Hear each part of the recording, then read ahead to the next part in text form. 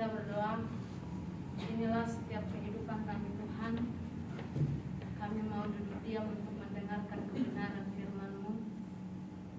Berikan kami pemahaman agar kami dapat mengerti, dapat sama-sama untuk belajar. Di dalam nama Tuhan Yesus kami berdoa. Amin. Firman Tuhan dipersilakan. Shalom. Shalom. Sekali lagi shalom. Shalom. Puji nama Tuhan, terima kasih untuk kesempatan yang telah diberikan kepada saya. Langsung saja kita membuka kitab kita yang terambil dalam Kejadian 28 ayat 10 sampai yang ke-22. Kejadian 28 ayat 10 sampai 22. Kita baca bergantian. Pada ayatnya yang ke-10 cewek-cewek membacakan, dan ayatnya yang ke-11 cowok-cowok, dan begitu seterusnya. Di bawah perikop mimpi Yakub di Betel. 1, 2, 3. Maka Yakub berangkat dari Beersheba Dan pergi ke Haran. Dan bermalam di situ karena matahari telah terbenam. Ia mengambil sebuah batu yang terletak di tempat itu dan dipakainya sebagai alas kepala, lalu membaringkan dirinya di tempat itu. Maka bermimpilah ia, di bumi ada didirikan sebuah tangga yang ujungnya sampai di langit, dan tampaklah malaikat-malaikat Allah turun naik di tangga itu. Berdirilah Tuhan di sampingnya dan berfirman, Akulah Tuhan, Allah Abraham, nenekmu, dan Allah Ishak. Tanah tempat engkau berbaring ini akan kuberikan kepadamu dan kepada keturunanmu. Keturunanmu akan menjadi seperti debu tanah banyaknya, dan engkau akan mengembang ke sebelah timur, barat, utara, dan selatan. Dan olehmu serta keturunanmu, semua kaum di muka bumi akan mendapat berkat. Sesungguhnya aku menyertai engkau, dan aku akan melindungi engkau kemanapun engkau pergi, dan aku akan membawa engkau kembali ke negeri ini, sebab aku tidak akan meninggalkan engkau, melainkan tetap melakukan apa yang kujanjikan kepadamu. Ketika Yakub bangun dari tidurnya, berkatalah ia, sesungguhnya Tuhan ada di tempat ini, dan aku tidak mengetahuinya. Ia takut dan berkata, alangkah dahsyatnya tempat ini. Ini tidak lain dari rumah Allah, ini pintu gerbang sorga. Keesokan harinya, pagi-pagi Yakub mengambil batu yang dipakainya sebagai alas kepala dan mendirikan itu menjadi tugu dan menuang minyak ke atasnya. Ia menamai tempat itu Betel, dahulu nama kota itu Luz. Lalu bernazarlah Yakub, jika Allah akan menyertai dan akan melindungi aku di jalan yang kutempuh ini, memberikan kepadaku roti untuk dimakan dan pakaian untuk dipakai, Sehingga aku selamat kembali ke rumah ayahku, maka Tuhan akan menjadi Allahku. dan batu yang kudirikan sebagai tugu ini akan menjadi rumah Allah. Dari segala sesuatu yang engkau berikan kepadaku, aku selalu persembahkan sesuatu kepadamu. Amin. Buat kebenaran firman Tuhan. Kita mau belajar bersama-sama tentang kehidupan kehidupan Yakub. Maaf. Belajar dari kehidupan orang-orang pada zaman Perjanjian Lama, di mana sesudah air bah Nuh menjadi orang yang dipilih Allah sesudah air bah.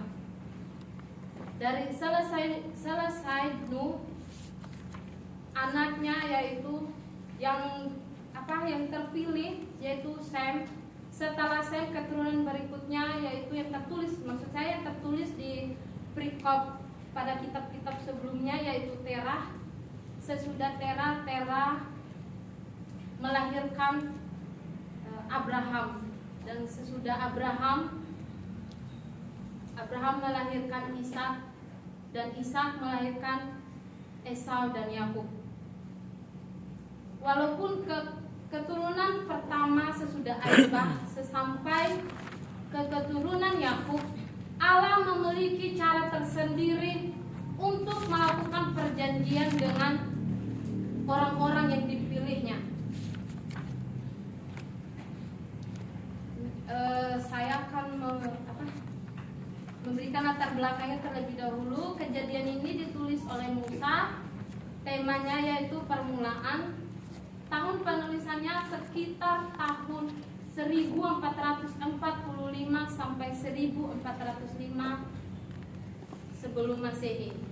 Tujuan penulisan dari kitab Kejadian ini yaitu menyajikan suatu landasan hakiki bagi Pentateuk, yaitu kelima buah kitab yang ditulis oleh Musa, dan semua pernyataan Alkitab selanjutnya, di mana tercantum awal mula semesta, umat manusia, perkawinan, dosa, kota-kota, bangsa-bangsa, sejarah Israel, dan penebusan. Tema pada pagi hari ini yang saya ambil yaitu pelarian mendatangkan berkat. Apa itu pelarian? Pelarian itu adalah sesuatu hal yang bukan tujuan, maksudnya bukan tujuan, tetapi sesuatu hal yang memang itu tujuan, tetapi bukan perhentian yang sebenarnya. Kenapa di sini pada perikop ini mimpi Yakub di Betel? Yakub melakukan kesalahan yaitu mencuri hak kesulungan kakaknya yaitu Esau, dan mengambil berkat yang seharusnya berkat itu untuk Esau.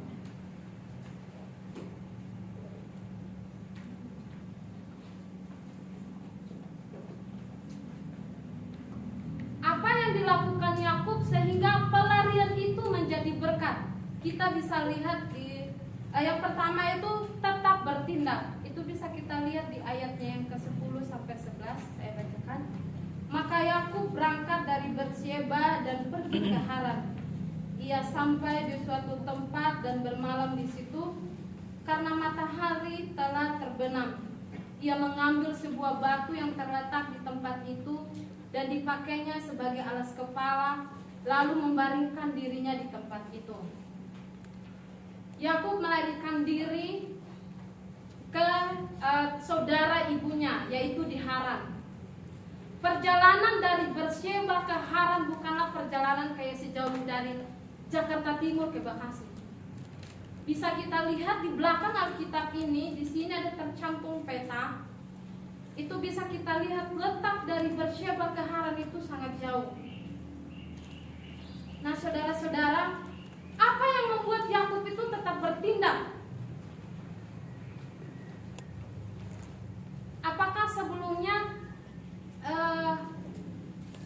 kejadian apa yang akan terjadi kalau Yakub tidak bertindak atau Yakub tidak melarikan diri? Ibunya sangat mengasihi Yakub. Ibunya sangat mengasihi Yakub sehingga hak kesulungan itu sebenarnya diperintahkan oleh ibunya untuk dia menggantikan posisi Esau.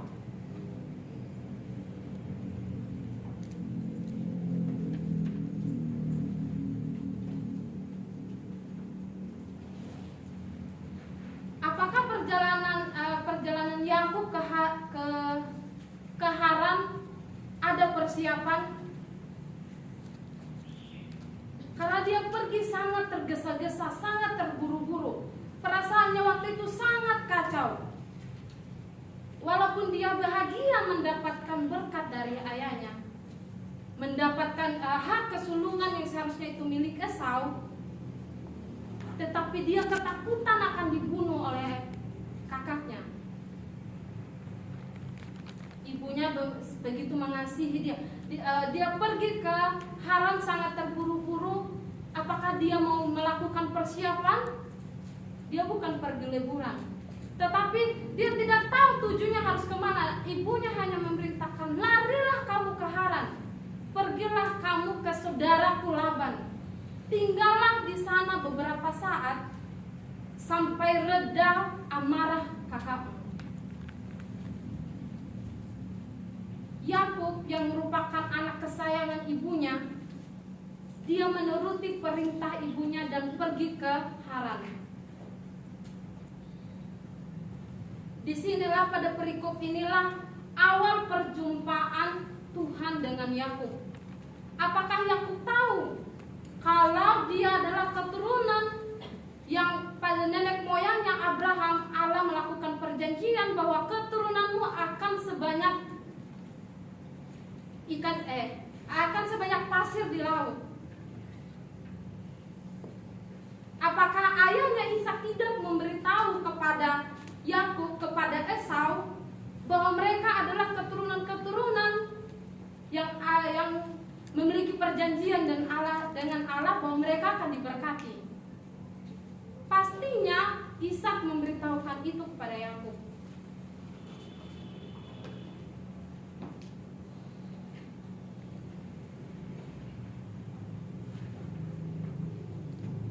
Yakub tetap mengikuti arahan dari ibunya dan pergi ke sana untuk tinggal di sana untuk beberapa saat.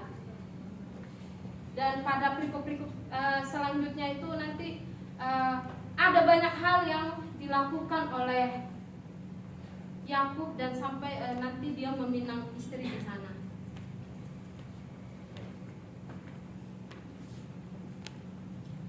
Seekor elang terbang ke permukaan laut untuk mendapatkan ikan. Apa perjuangan elang untuk mendapatkan ikan? Dia mengepakkan sayapnya sekuat tenaga untuk menangkap ikan, karena keahlian ikan sama keahlian elang itu berbeda. Dia harus memakai kekuatannya untuk mendapatkan ikan tersebut, dan dia membawa ikan tersebut. Ketika dia telah tangkap, dia membawa ikan tersebut untuk dimangsanya. Dan bagi kita, apakah yang sudah kita lakukan ketika kita mendapatkan masalah, mendapatkan problema dalam kehidupan kita? Tindakan apa yang sudah kita lakukan? Tindakan apa yang sudah kita langkahi untuk melanjutkan kehidupan yang selanjutnya? Kita yang paling tahu posisi kita dan kepercayaan kita kepada Tuhan. Dan poin yang berikutnya yaitu karena sebuah janji yang akan diwujudkan. Karena ayatnya sangat banyak, kita skip saja. Janji-janji Allah kepada Abraham diwujudkan pada keturunan berikutnya, seperti yang saya katakan tadi, kepada Yakub.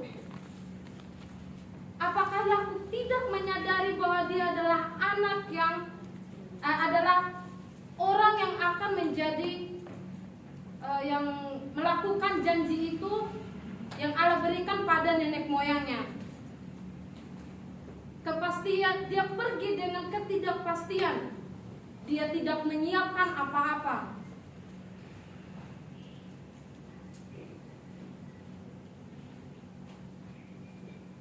Di ayatnya yang ke-12, ayat yang ke-12, maka bermimpilah ia di bumi, ada didirikan sebuah tangga yang di ujungnya sampai di langit, dan tampaklah malaikat-malaikat Allah turun naik di tangga itu. Disinilah dia berjumpa dengan Allah melalui mimpi. Bagi orang-orang di zaman PL, mimpi adalah sebuah alat atau dijadikan alat yang sakral, alat yang mereka jadikan itu sebagai sebuah pemberitahuan antara Allah kepada Yakub atau Allah kepada nabi-nabi yang ada di zaman PL.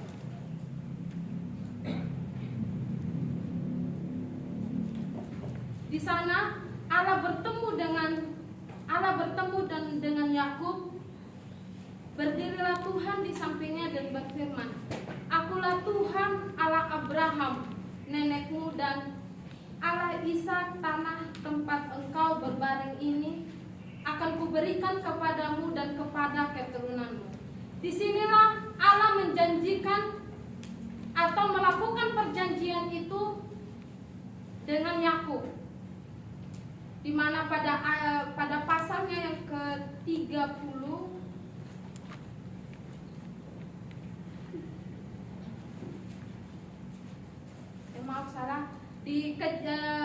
pasalnya yang ke-35, di sanalah Yakub kembali ke sana untuk mendirikan mezbah kepada Allah, karena di sanalah Allah bilang Allah akan memberikan tempat itu kepada dia dan kepada keturunan-keturunannya.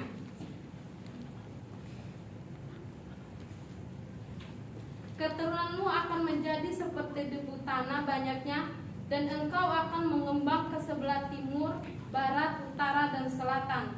Dan olehmu serta keturunanmu semua kaum di muka bumi akan mendapat berkat. Sesungguhnya aku menyertai engkau, dan aku akan melindungi engkau kemanapun engkau pergi, dan aku akan membawa engkau kembali ke negeri ini, sebab aku tidak akan meninggalkan engkau, melainkan tetap melakukan apa yang kujanjikan kepadamu. Itulah janji Allah kepada Yakub. Itu baru janji. Bagaimana Yakub menghidupi janji yang Allah berikan itu kepada dia.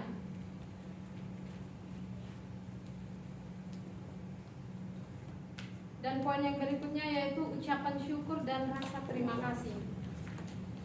Itu terdapat pada ayatnya yang ke-16 sampai ke-22. Ketika Yakub bangun dari tidurnya, berkatalah ia, "Sesungguhnya Tuhan ada di tempat ini, dan aku tidak mengetahuinya." Ketika Yakub bangun pagi, dia mengingat kembali mimpinya yang bertemu dengan Tuhan. Akhirnya Yakub mengambil batu yang tadi digunakan untuk alas tidurnya. Dia menjadikan batu itu sebagai tugu. Tugu itu diberi atau dijadikan sebagai tanda di mana antara perjanjian dia dengan Allah. Yang saya katakan tadi bahwa di pasalnya yang ke-35, di sana Yakub kembali ke tempat itu karena sudah ditandai bahwa itu adalah tempat dia, dan dia mengubah yang tadi nama tempat itu adalah Luz, diubah menjadi Betel. Yakub mengucap syukur dan berterima kasih kepada Allah. Di ayatnya yang ke-20 dikatakan bahwa bernasarlah Yakub. Di sana Yakub bernasar jika Allah, kata jika Allah berarti perjanjian itu belum dinyatakan, belum terjadi dalam kehidupan Yakub.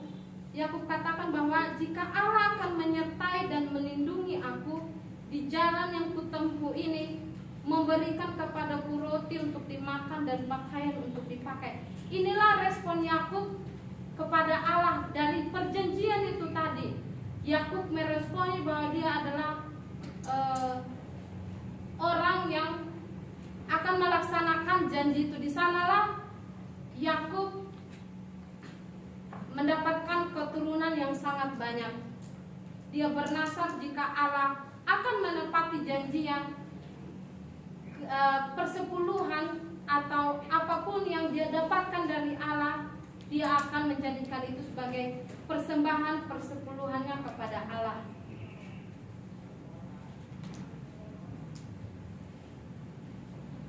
Apa yang kita dapat dari pelajaran kehidupan dari Yakub ini?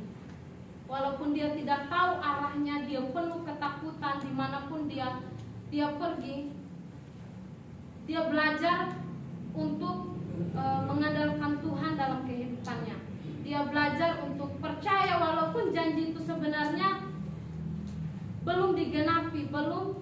dia dapati janji itu baru sekedar ucapan atau baru sebuah tanda, tetapi janji itu belum benar-benar didapati dalam kehidupan Yakub. Begitupun dalam kehidupan kita, apapun yang tujuan kita, terkhususnya untuk setiap mahasiswa-mahasiswi di tempat ini, apapun tujuan awal kita ke tempat ini, walaupun hanya sekedar pelarian ataupun memang tujuan kita untuk menjadi hamba Tuhan, percayalah endingnya Tuhan akan selalu menyertai, Tuhan akan selalu menuntun. Walaupun setiap anak tangga yang kita naikin itu tuh tidak gampang, ada banyak cobaan, persoalan yang akan kita alami, tapi berserahlah kepada Tuhan. Tuhan akan menuntun setiap kehidupan kita. Amin buat kebenaran firman Tuhan. Mari kita berdoa. Terima kasih Tuhan atas penyertaan-Mu dalam kehidupan kami. Kami telah mendengarkan kebenaran firman-Mu. Mampukan kami Tuhan untuk menghidupinya dan dapat mengaplikasikan dalam kehidupan